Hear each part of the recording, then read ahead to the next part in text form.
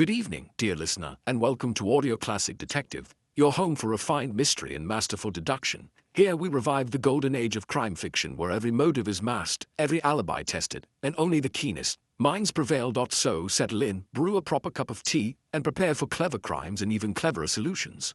The investigation is about to begin. Settle in, and let's begin. It was on a soft April morning that word passed quietly through the village of Chippingdean. Miss Letitia Blackwood had died in her sleep. The news, though not unexpected, she had, after all, been nearing 80, brought about a subtle rearrangement in the village rhythm. A few heads were bowed more thoughtfully in church that Sunday, and the greengrocer arranged her weekly order with more care than usual, though no one would collect it. She had been, in the old-fashioned sense, a presence. Letitia Blackwood had lived in the ivy-clad house near the chapel for over 5 decades. A woman of private habits and discreet benevolence, she gave quietly to the library fund and took in wounded dogs, but rarely accepted callers. Her death left behind not only a vacancy in the charity committee, but a silence that lingered uneasily in conversation, as though the air itself were waiting to be filled with something more. The doctor, summoned by her companion Miss Dunn, had declared it peaceful. No disturbance, no suffering. Just a final breath during the night, alone in bed with the covers drawn up to her chin, and a soft smile barely perceptible. There was a suggestion of repose about her still, as though she had left the world in full agreement with its terms. It might well have ended there. Another quiet life concluded in a village familiar with endings. Had it not been for something quite small, something thin, something torn. The funeral was a modest affair, as Letitia would have wished. White lilies in slender vases, an overcast sky, and a procession of sensible hats from the more respectable houses in Chippingdean. Reverend Prowse gave the sermon with the gentle solemnity he reserved for women of private virtue, quoting verses from Ecclesiastes and a psalm or two, to please the more traditional members of the congregation. It was afterward, in the vestry while removing his collar, that Reverend Prowse made a remark to his wife, which, though uttered without consequence at the time, would later echo more loudly in the minds of those present. "She never went anywhere without that Bible, you know," he said mildly, folding his vestments. "The old family edition, her father's," she said, "worn, leather-bound, Victorian as the Empire. Quite a weight, she once told me, though not in the spiritual sense." His wife nodded, thinking little of it. "Even had her name inscribed on the inside cover," he added. "A habit of the pious." The observation, innocuous as it sounded, lingered faintly with a few of the guests, particularly with a certain elderly lady in a dove-grey shawl, who had attended the funeral not out of closeness but curiosity.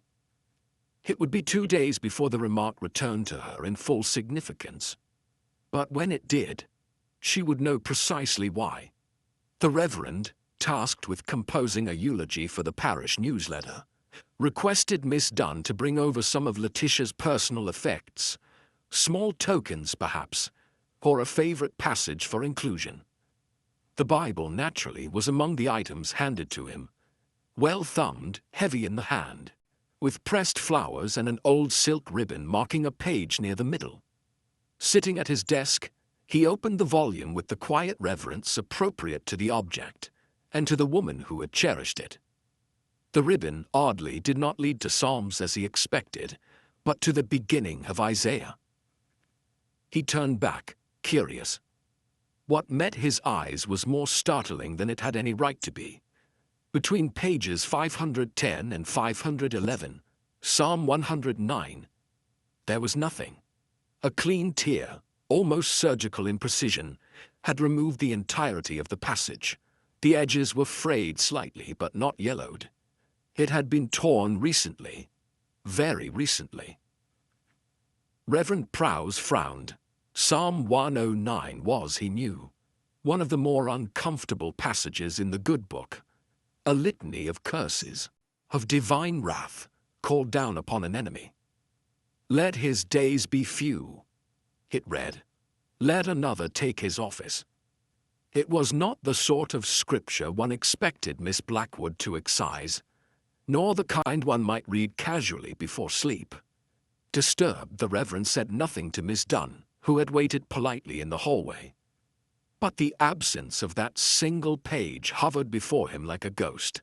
It had been torn out, yes. But to what end? Miss Marple had come to Chippingdean on the occasion of the spring fit, a modest affair involving sponge cakes, brass polish, and tombola prizes that never quite matched the winning ticket numbers.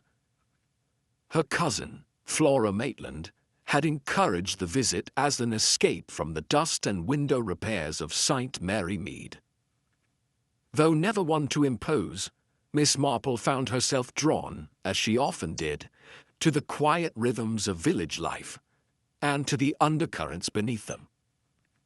She had not known Miss Letitia Blackwood well, but she had known women like her. And when the news of Letitia's passing reached her ears, she offered the proper condolences and said very little else. It was on Thursday morning, at the vicarage garden where volunteers folded bunting and discussed the placement of tables, that Miss Marple happened to overhear Mrs. Prowse speaking to her neighbor, Mrs. Ruddle, in tones of mild perplexity. Psalm 109, of all things, Mrs. Prowse was saying. And Reverend says the page was torn out, neatly, not as though it fell. Miss Marple, who had been tying a ribbon to the handle of a wicker hamper, paused for the briefest moment. Her fingers remained busy, but her ears were quite still. Perhaps she disliked it, offered Mrs. Ruddle, flicking crumbs from a paper serviette. Miss Marple said nothing, but within her mind, thoughts were aligning. Miss Blackwood had been known as devout, not doctrinal. Tearing scripture, particularly a psalm, was not an act of disdain, but of warning or concealment. As she pinned the last loop of ribbon, Miss Marple looked up toward the chapel, its stone facade weathered and wise. There, perhaps, lay the first clue in a mystery no one had yet realized existed. But Miss Marple had learned, too often, and too well, that when something small is out of place, it is usually the beginning of something much larger. And the Bible, after all, never tears itself. Word arrived, as it so often did in Chippingdean, by way of the post office queue. Miss Petherbridge, who had always maintained a private fondness for envelopes marked "From Chambers," mentioned offhandedly that a London solicitor was staying the night at the Barleycorn. A tall man, trim moustache, leather briefcase, and shoes that appeared to have never known village mud. By the following morning the news had passed through 2 churchwardens, the bakery girl, and the constable's aunt, arriving, briskly and without error, at the steps of Miss Marple herself, who received it with no more than the faint lift of an eyebrow. It was, to those who knew her well, an expression far more telling than excitement. Mr. Victor Elston, of Elston, Denby and Stride, arrived under professional circumstances to settle the affairs of the late Miss Letitia Blackwood. His manners were polished, his diction clipped, and his presence, a combination of efficiency and thin patience, seemed at odds with the slower tempo of the village.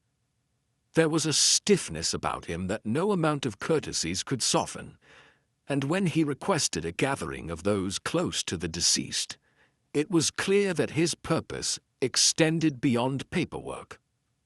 Miss Dunn, the late Miss Blackwood's long-serving companion, received him with visible discomfort. She had grown used to a rhythm of quiet lunches, rose pruning, and chapel attendance. A solicitor from London brought a different tone altogether, one that seemed to rustle old papers and revive old ghosts. Miss Marple, upon learning of the visit, made a polite inquiry to her cousin Flora as to whether she might deliver a tin of barley biscuits she had promised to Miss Dunn. "Since I shall be passing by," she had added, "it may be helpful to see how things are proceeding." It was in the small parlor of Blackwood House that the revelation occurred. The chairs had been rearranged for comfort. Tea had been poured with the kind of nervous attention that makes the saucers tremble slightly, and the windows were open just enough to let in the scent of early lilacs. Mr. Elston, having consulted the heavy folder upon his lap, cleared his throat in that distinct way all London professionals seem to favor before delivering news. What followed was not, as most had expected, a recitation of Miss Letitia's long-standing will, known to the vicar, copied to the bank, and recounted more than once over the years. Instead, he announced that a second will had been drawn up precisely 3 weeks before Miss Blackwood's death. It had been executed in full legal form, witnessed, and properly dated. There was, for a moment, a stillness that no one dared name. Then a hush passed between the seated listeners like a sudden wind through curtain lace. Miss Dunn placed her teacup down a shade too quickly. The Reverend Prowse, present as moral support, looked towards the carpet as though expecting the design to offer insight. And Celia Ashcroft, Miss Blackwood's niece, long considered the natural heir, offered a smile so studied it revealed more than it concealed. The solicitor continued in even tones. The primary beneficiary of the original will, Thomas Prowse, had been removed. The new will designated the entirety of Miss Blackwood's estate, furnishings, holdings, and accounts, to one Mrs. E. Raleigh. No one in that room or in the village beyond had ever heard of such a woman. The news of the new will spread with the quiet violence of a windless fire, not outwardly chaotic, but thorough in its effect. That very afternoon the parlor bore witness to an unspoken theater of reaction. The chairs were the same, the china identical, but the expressions, those subtle curvatures of brows and the stillness of mouths, spoke of undercurrents less visible to the eye than to the trained sensibility. Miss Marple, seated beside her cousin Flora, with her knitting untouched in her lap, observed with that peculiar attentiveness that took no notes and missed no detail. Celia, always the sharper of the Ashcroft sisters, had recovered from her earlier surprise with remarkable efficiency. She expressed her amazement in measured tones, claiming no knowledge of Mrs. Raleigh, but adding, almost wistfully, that Aunt Letitia had always been charitable. Perhaps a war widow or such. The suggestion was made with just enough benevolence to mask the steel beneath it. Miss Dunn, by contrast, was clearly shaken.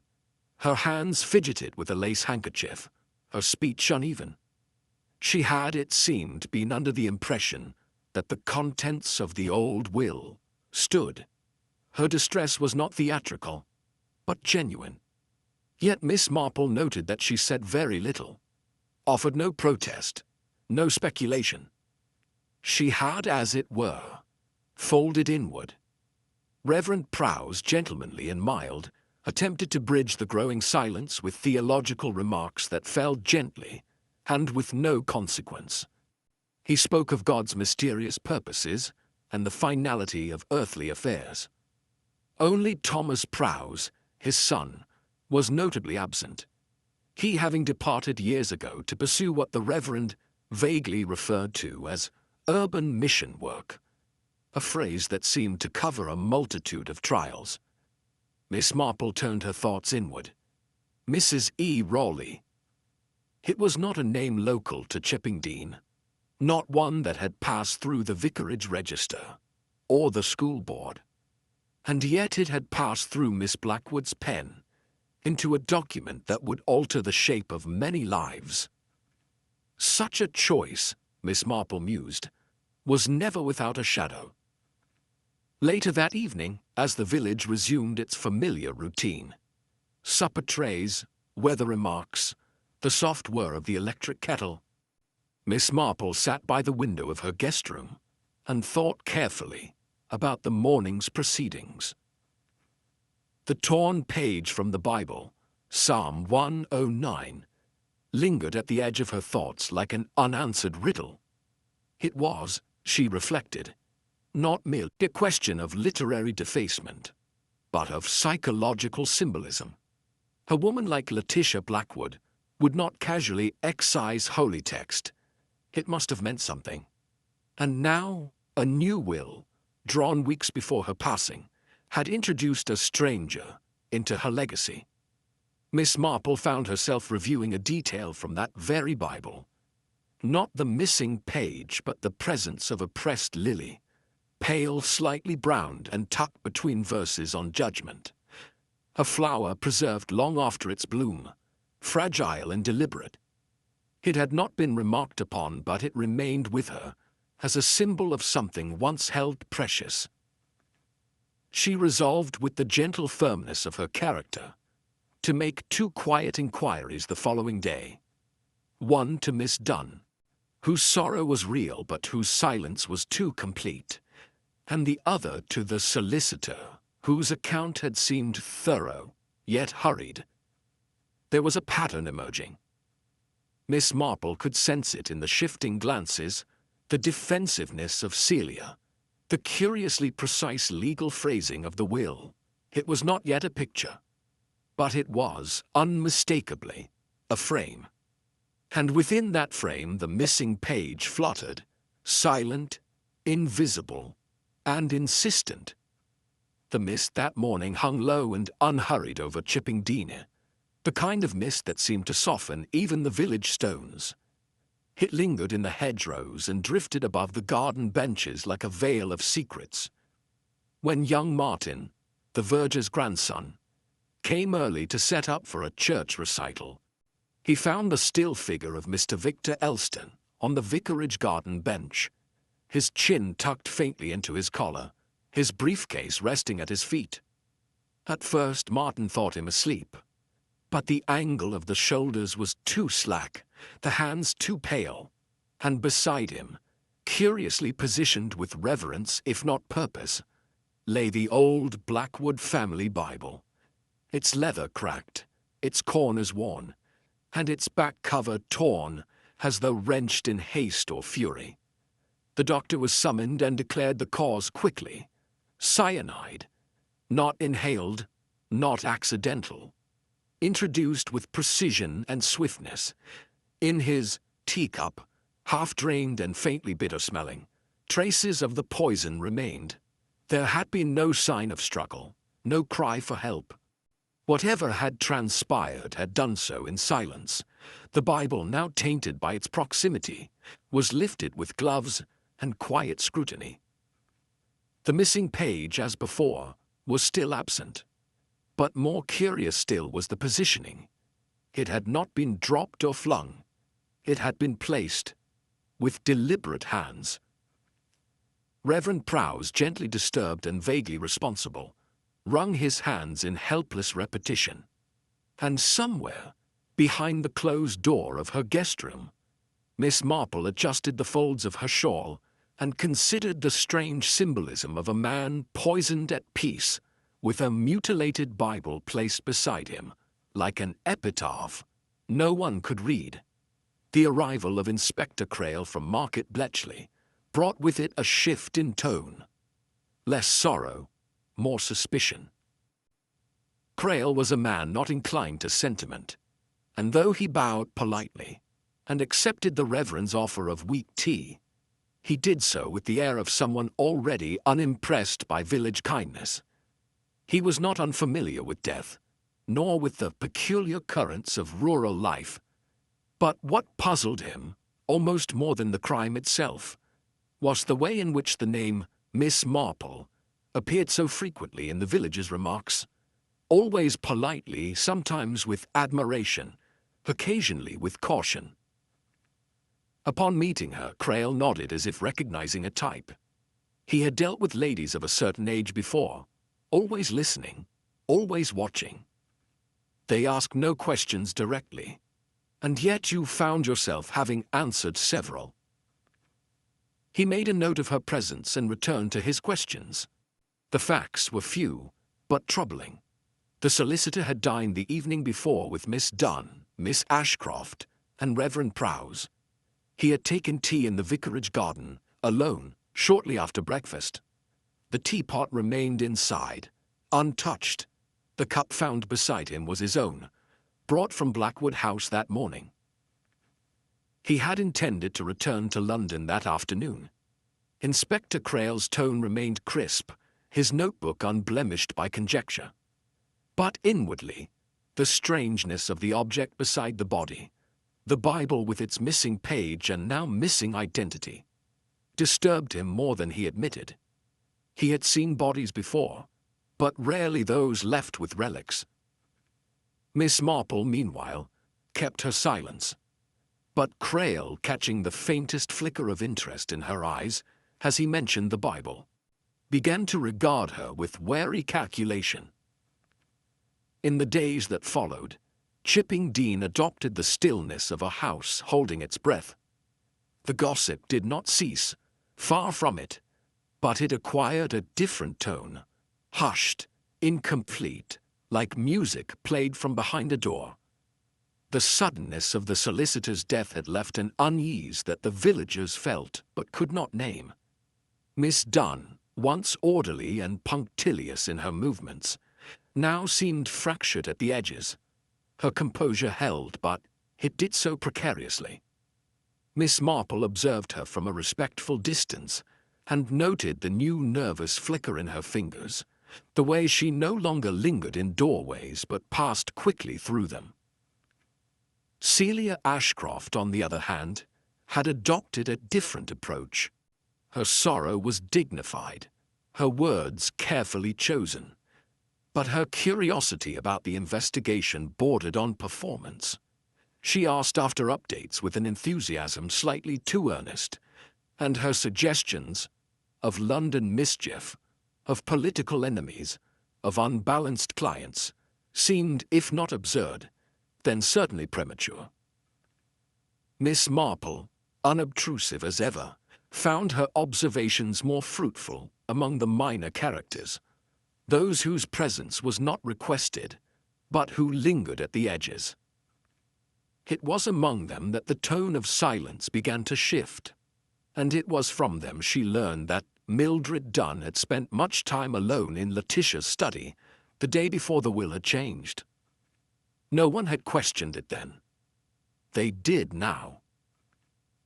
What unsettled Miss Marple most, however, was not what people said, but what they avoided. The Bible, the torn page, the symbolism, was never mentioned by those who had touched it, as though it had acquired a gravity too great to acknowledge. And in that silence, Miss Marple heard the rustling echo of something buried. Miss Marple took a quiet stroll to the station road, where Mr. Alford kept his modest bookshop, a narrow place filled with dust and logic. She inquired without urgency about any recent requests made by the late Miss Blackwood. Mr. Alford, after a moment's thought, recalled that Miss Blackwood had, in fact, visited several weeks prior to ask after a specific edition, a Victorian print of the Book of Psalms, annotated and heavily footnoted. Psalm 109, she had said distinctly, the one with the difficult verses. She had wanted to compare the versions, she told him, but had left without purchasing anything. To most, such a detail would seem pious or idle. But to Miss Marple, it raised a subtle flag. Letitia Blackwood had not only read Psalm 109, she had studied it, pursued it, and perhaps found in it something that warranted more than reflection. It was not spiritual hunger that guided such interest. It was preoccupation. Upon reviewing the Bible recovered beside Mr. Elston, Miss Marple requested the courtesy of a brief glance, granted somewhat warily, by Inspector Crale. It was during this quiet perusal that she noticed the ink. Not prominent, not accidental. Merely a faint blot on the lower edge of the inside cover. It did not match the careful preservation she remembered from the original Bible Miss Dunn had once displayed for a church reading. The ink was too recent, and the binding, slightly tighter in one corner, suggested a substitution, not simply an old book placed beside a dead man. Miss Marple said nothing, merely closed the volume with calm reverence. But in her mind the shadow of the page grew darker. If the Bible had been swapped, then the question became no longer what had been torn, but why someone needed to make it seem torn at all. Miss Marple had long understood that memory was not simply the residue of time, but the echo of events left unresolved. As she sat that evening beside her embroidery frame, a recollection stirred. A conversation with Miss Letitia Blackwood from a fete many years prior, one so ordinary that it had seemed forgettable at the time. Letitia had been remarking quite innocently on the transience of families, how brothers fell to war and sisters to scandal. She had said quite offhandedly, "My sister Evelyn, poor dear, she died far too young, under circumstances too dreadful to discuss." The words had seemed colored by delicacy, rather than grief. Miss Marple had not pressed further. Now, with the name Elizabeth Raleigh looming unexplained and tied so curiously to Letitia's final acts, that long-ago phrase returned with sudden clarity. A sister who vanished from family narrative, and now a mysterious woman named Raleigh, who inherited a fortune, without apparent connection to the village or the family. Miss Marple did not believe in coincidence where legacy was concerned. The gentle artifice of Letitia's decorum now appeared more like concealment. And concealment, when it endures decades, seldom does so without guilt. It was not greed that had motivated the final will. It was something older, something closer to conscience. And Letitia Blackwood, dignified and devout, had likely carried a truth all her days. A truth written not in her own name, but in another's. Otford lay a few miles east of Chipping Dean, and was known, if at all, for its sheep auction and its honest bread. Miss Marple made the journey without announcement, knowing that memory is best approached when not expected. She called upon Elsie Parks, once a housemaid in the Blackwood household during the war years, now a widow with a fondness for boiled sweets and detailed recollections. Miss Marple asked after her health, her grandchildren, and her cat, before allowing her inquiry to unfold as naturally as sugar and tea. "Do you recall, dear Elsie," she asked, "whether Miss Blackwood had guests during those years?" Elsie, not immediately suspicious, thought a moment. "There was a woman once," she said. "Not one of ours. She came during 43 or 44. Thin, nervous, had a child with her, a little girl, quiet as anything." Miss Marple's fingers paused ever so slightly. "She wasn't local?" she prompted. "No," Elsie said. "And not permanent. Stayed for a few months, maybe, in the back rooms. Miss Blackwood never let her name be written anywhere. Said it was better that way. Said it was for safety." "And the girl?"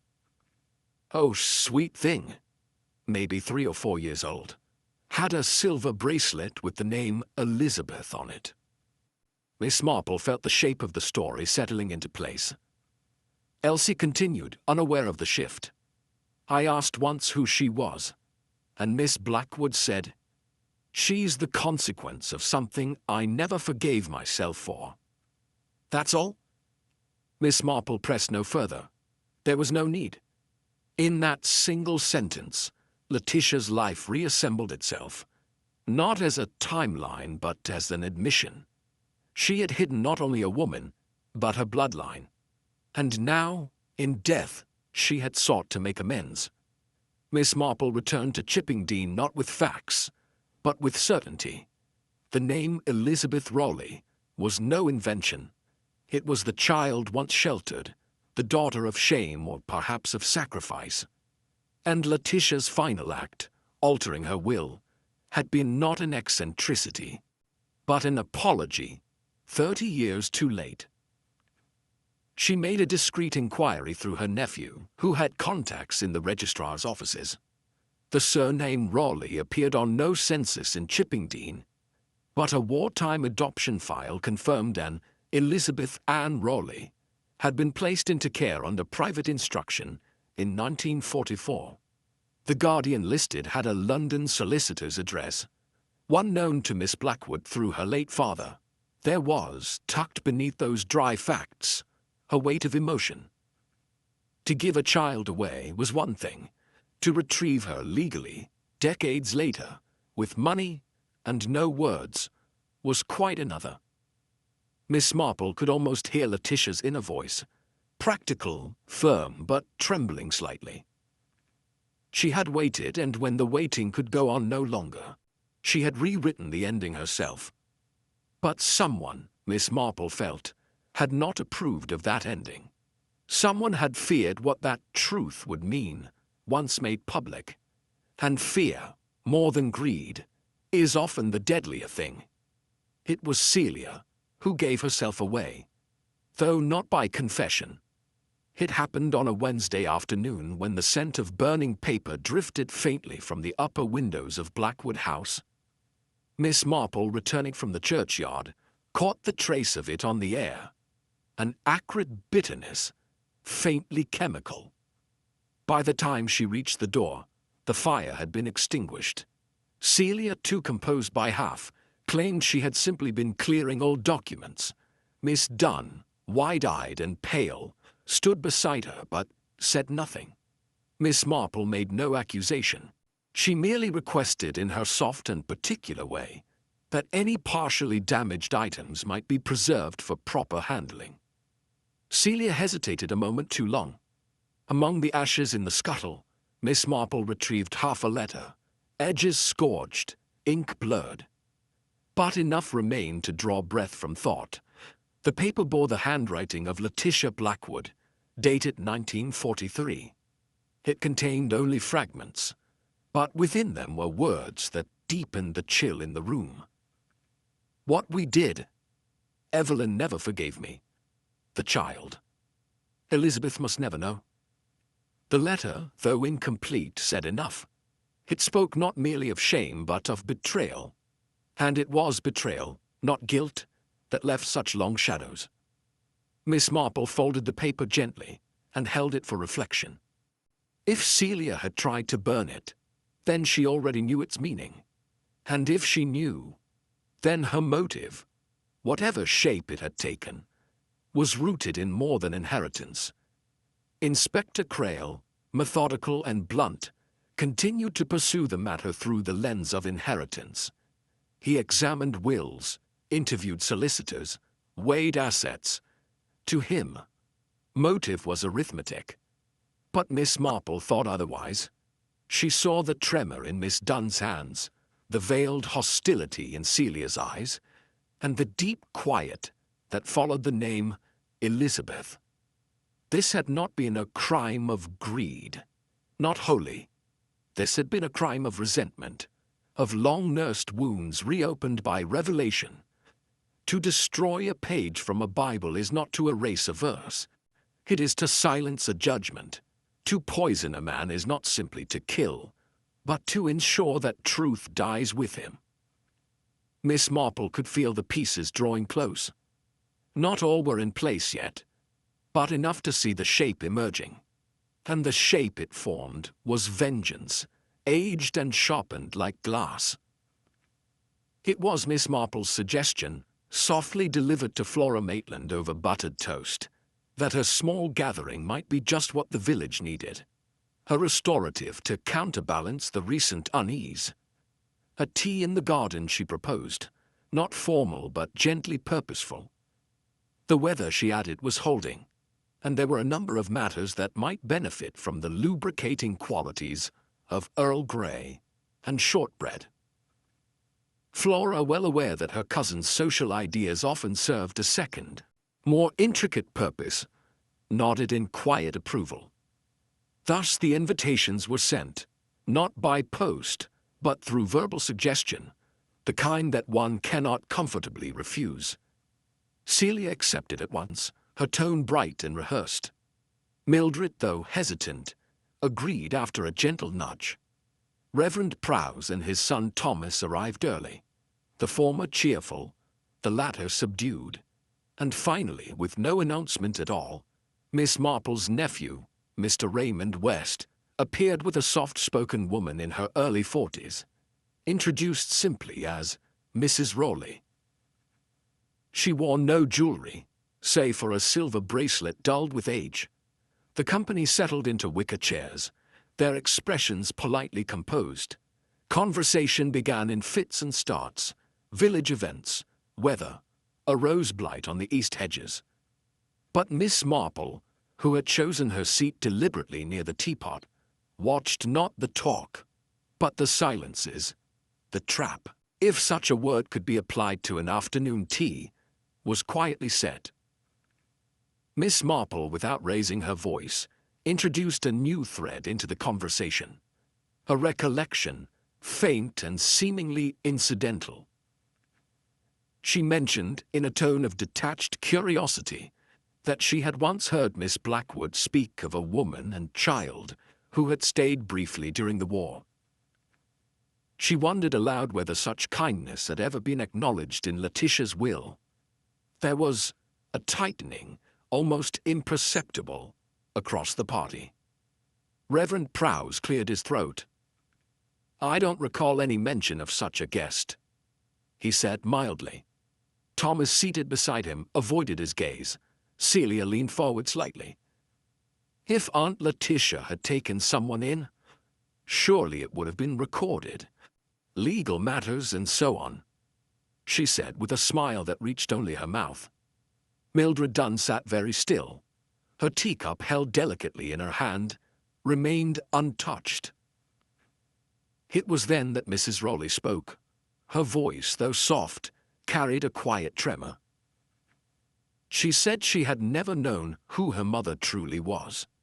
That the solicitor, Mr. Elston, had contacted her not long before his death with startling information and papers she had never seen. Her name, it turned out, had been changed, her origins hidden, and her past, her true past, had begun not in London but here, in Chippingdean.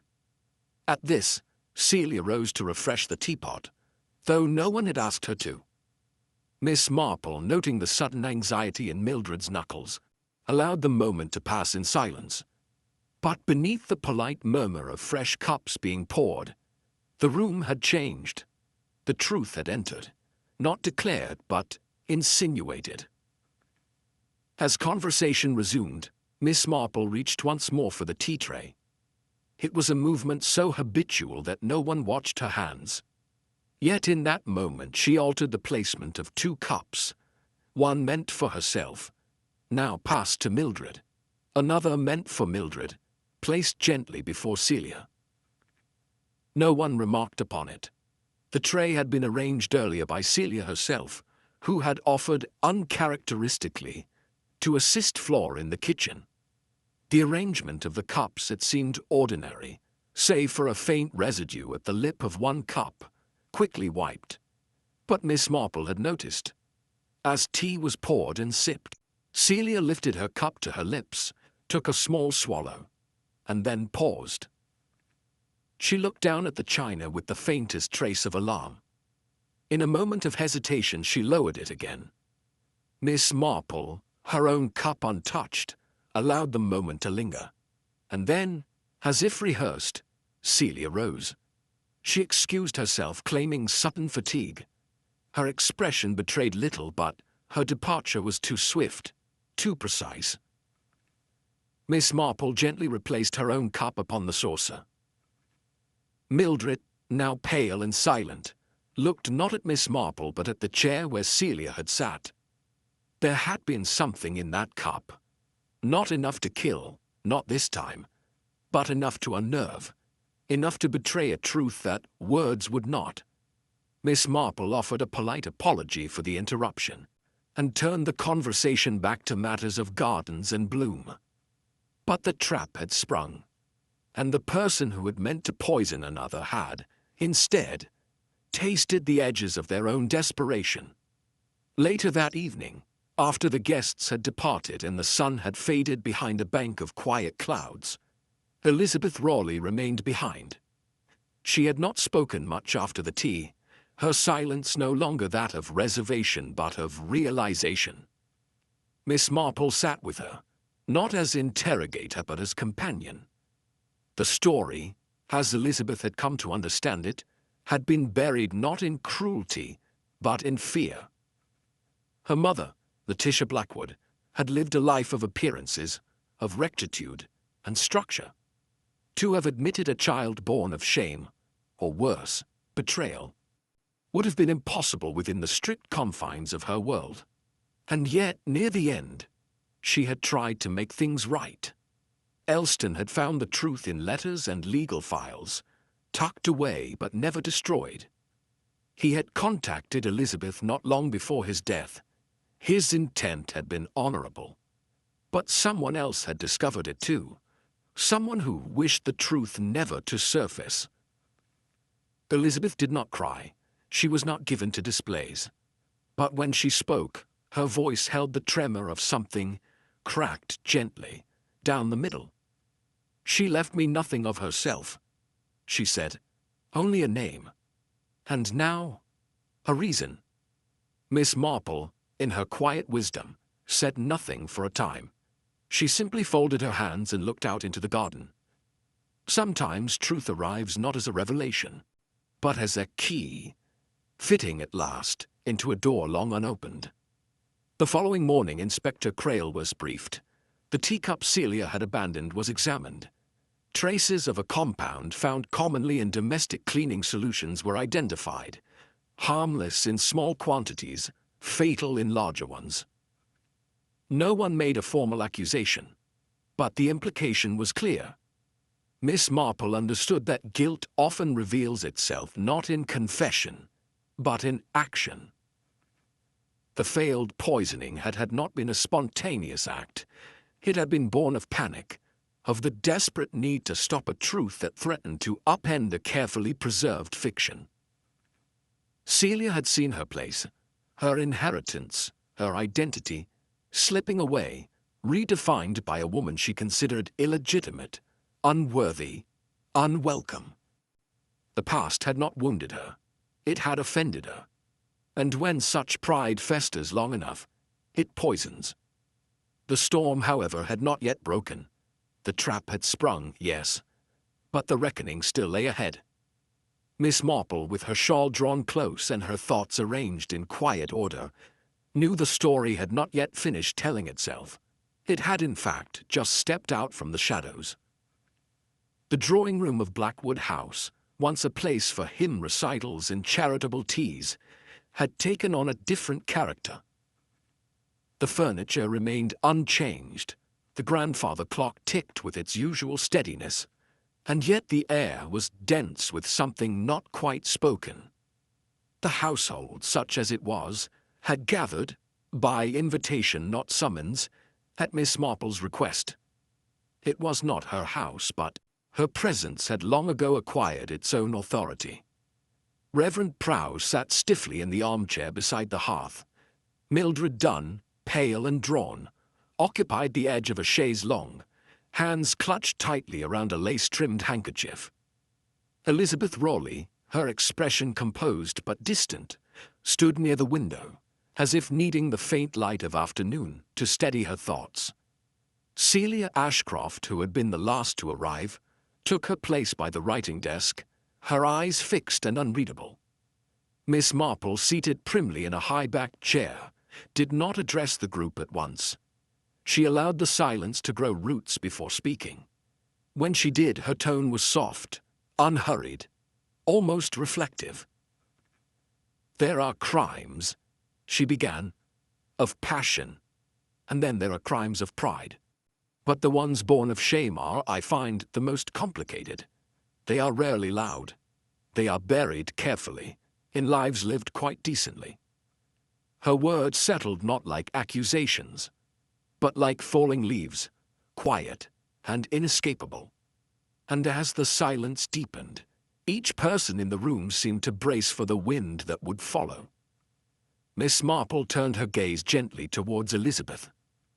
"Miss Rawley," she said, "did not come into Miss Blackwood's life late. She was always part of it, unseen, unspoken of, but never forgotten. For Letitia Blackwood had a sister, Evelyn, whose choices during the war brought disgrace and heartbreak. And it was Evelyn's child, Elizabeth, whom Letitia took in briefly, and then placed into quiet custody, under an invented name. There was no gasp, no protest, only the slight tightening of Celia's fingers against the carved wood of the desk.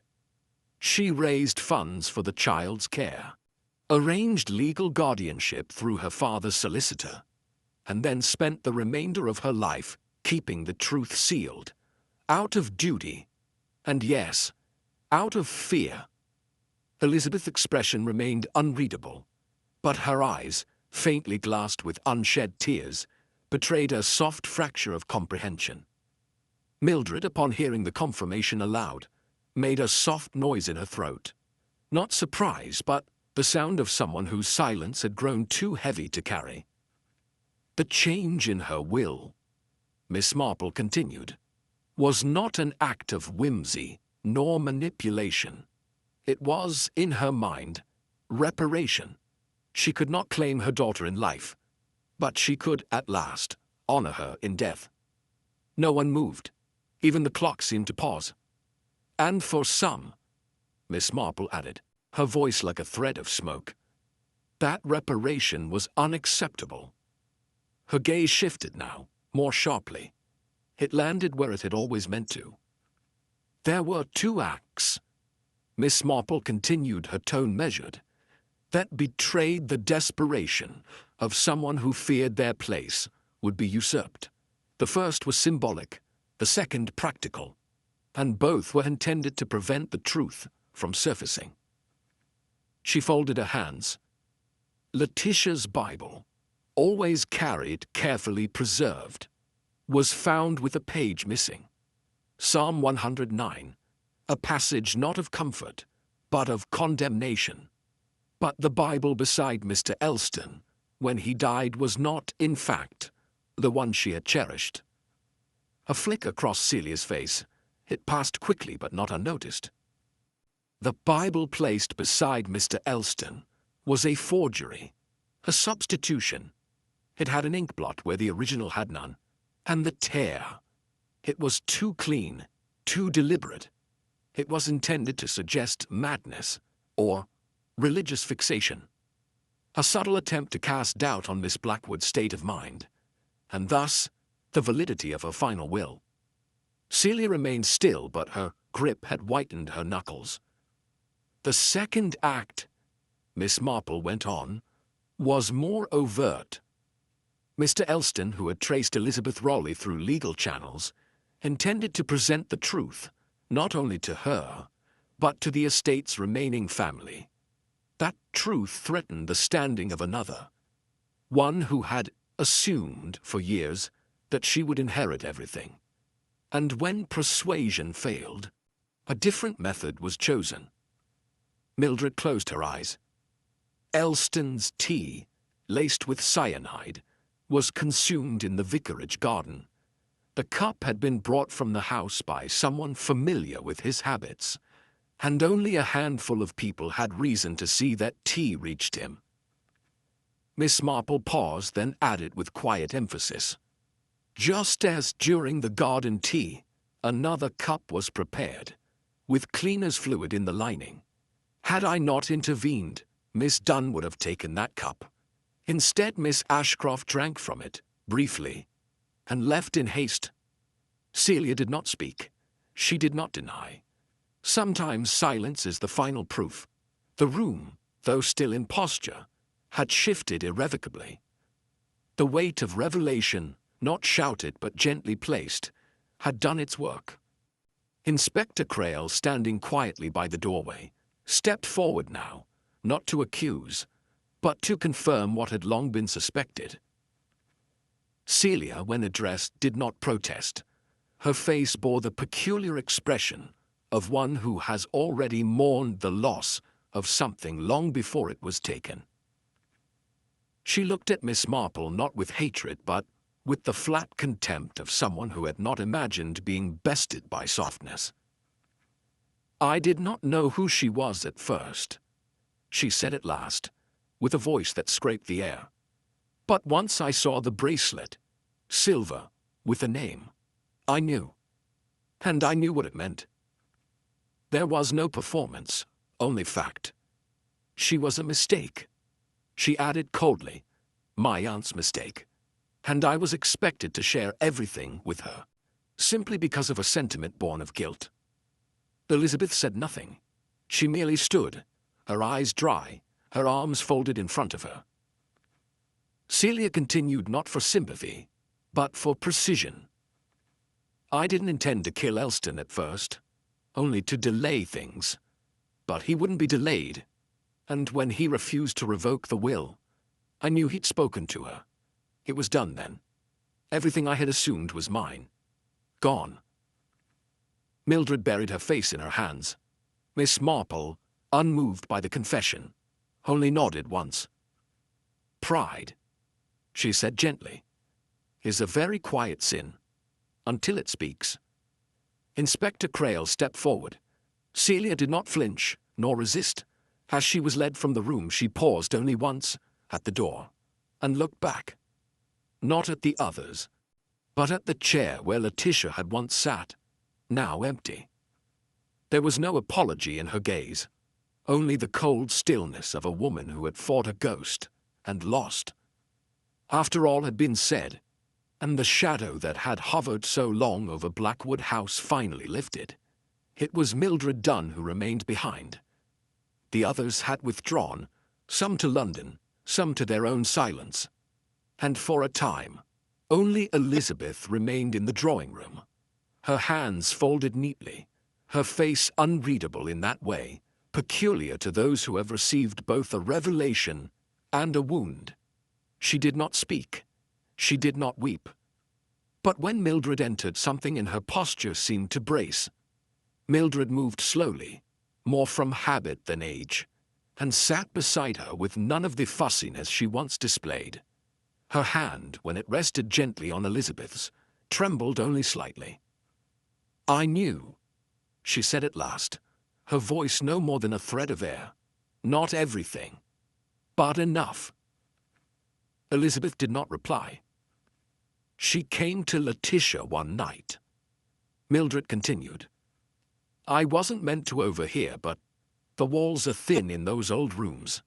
Her sister, Evelyn, desperate and thin, with a baby wrapped in her coat. There was no money, no husband, no name. Just a scandal, the kind that unravels families." She looked down at her hands, then back up again. "I wanted to say something so many times, but Letitia wouldn't hear of it. She said it was her cross, and she would bear it in silence. And I let her."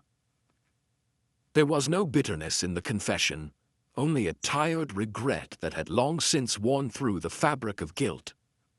"You look like her, you know," Mildred added after a pause. "But your eyes are your own." It was the nearest thing to welcome that could be offered in the aftermath of so much silence, and in Elizabeth's stillness there was finally the soft unfurling of acceptance. It was decided without committee or formality that the Bible should be returned to the church. Reverend Prowse arranged for a craftsman from Oxford to restore the binding, and a local calligrapher, young, earnest, and more accustomed to wedding scrolls, was entrusted with rewriting the torn psalm. It had been a matter of some debate whether that particular passage, so full of curses and lamentation, ought to be restored at all. But Miss Marple, when consulted, had spoken firmly. It was not the psalm that caused pain, she said, "but the removal of it. Erasing a thing does not undo its weight." So it was Psalm 109 that returned, copied in neat, reverent script, with the date noted in the margin. Restored, in memory of Letitia Blackwood. The Bible was placed again in the lectern. Not on display, not framed or exalted, but in its rightful place, accessible, humble, and whole. When the villagers saw it, few said anything, but a number of them lingered longer than usual near the altar that week. And one afternoon, Miss Marple noticed a small posy of violets had been left beneath the stand. No card, no name, just a quiet offering. In its own way, the torn page had become not just a mystery, but a kind of absolution. It was a week after the resolution of the matter when Miss Marple took tea with Reverend Prowse. The vicar, grateful for her steady hand throughout the affair, had invited her with sincere warmth and the promise of seed cake, which she graciously accepted. The conversation meandered at first, gardening mishaps, the state of the chapel roof, the peculiar absence of sparrows that spring. But eventually, as all honest conversations do, it found its way to what had passed. "I dare say," the Reverend mused, "that we often imagine evil to arrive with a flourish, loud, decisive, and yet in my time it's more often found lurking behind well-kept hedges and inherited silver." Miss Marple, sipping her tea with composure, nodded slightly. "Evil, I think, is rarely theatrical," she replied. "More often it is practical. It hides itself in pride, in fear, in preservation, and sometimes in the desire to rewrite the past." The Reverend sighed. "Do you believe justice was done?" Miss Marple did not answer immediately. "In the legal sense, yes," she said finally. "But human justice, what we call resolution, is often merely the tidying up of what can never truly be mended." She set her cup down gently. "But truth," she added, "has a way of blooming, even in poor soil, and though it cannot undo what has been done, it can make sense of the pattern." Outside the window, the crocuses had begun to open in clusters along the church path, yellow, white, and violet, small, persistent, and utterly unsentimental. Reverend Prowse followed her gaze. "I suppose," he said, "there's some comfort in that." "There is," she agreed. "But it is not the kind that shouts. It is the kind that stays." Miss Marple returned to St. Mary Mead with little fanfare. Her nephew had offered to collect her by motor car, but she preferred the train with its gentle rhythm and predictable silences. There was something about the slow return that allowed the mind to fold itself neatly back into place. She sat by the window, her carpetbag at her feet, and reviewed the events not with satisfaction, but with a quiet resolve. Letitia Blackwood, she reflected, had not been a woman given to displays. Her final gesture had not been dramatic. It had been private, almost secretive, and all the more powerful for it. There was courage in silence, and even greater courage in reparation. Miss Marple considered, too, the many misunderstandings that had led to grief. The way one child had grown up resenting a legacy she thought was hers, and the other had grown up unaware of the one that had been denied to her. Between them stood a woman who had tried, at the end of her life, to bridge a chasm she had helped create. As the train pulled into the familiar station, Miss Marple folded her gloves neatly into her handbag. The rhythm of the world, it seemed, had resumed. But beneath that rhythm, she knew, were patterns of conscience, of concealment, of sudden clarity, that only the quietest minds ever truly heard. She stepped off the platform and walked home at an unhurried pace. There was dust on her windowsill, and a letter from the church committee awaiting her. But behind it all, there was a feeling of something made whole. The fete resumed a fortnight later. There were trestle tables, sugared buns, and a raffle for a quilt embroidered by the ladies' circle. It was, by all accounts, a modest success. Miss Marple attended, of course, though she declined the sack race invitation with her usual gentle deflection. She walked slowly through the garden paths, greeting acquaintances and remarking upon the quality of the jams. Yet her attention, even as she smiled and nodded, was quietly drawn to a particular spot along the outer hedge. A rosebush had bloomed early that year, an old English variety, pale pink with a soft lingering scent. Miss Marple had remarked upon it during her last visit, noting how unusually symmetrical it had been. Now the bush bore only a single bloom, one rose, its stem cut close to the base, not fallen, not damaged, but carefully removed. Miss Marple looked at it a moment longer than necessary. In her world, such symbols mattered, not as proof, but as punctuation. Someone, somewhere, had marked the moment in their own quiet way. Perhaps it was Elizabeth, perhaps Mildred, perhaps even someone unknown, moved not by the outcome but by the story behind it. A life cut short, a truth cut free.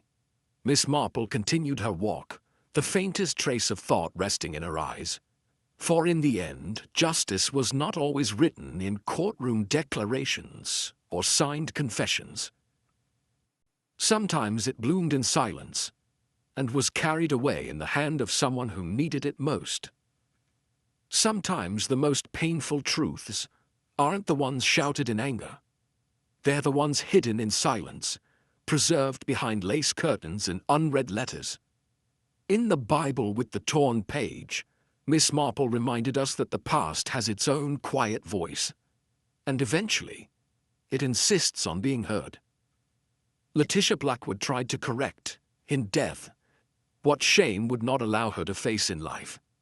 Yet even the gentlest acts of redemption can awaken long-buried resentments. In the end, it wasn't greed that led to murder. It was pride, bruised and cornered. Miss Marple knew, as she so often does, that it's in the smallest details, an ink blot, a quiet hesitation, a single rose missing from a hedge. And that concludes today's journey into the shadows of mystery and deduction. What did you think of this case? Did you see the twist coming, or did it catch you by surprise? Share your theories and favorite moments in the comments below. Love to hear your take. And if you're craving more thrilling detective tales, don't forget to like this video, subscribe, and hit the bell so you never miss the next mystery. Until then, stay curious. The next clue might be closer than you think.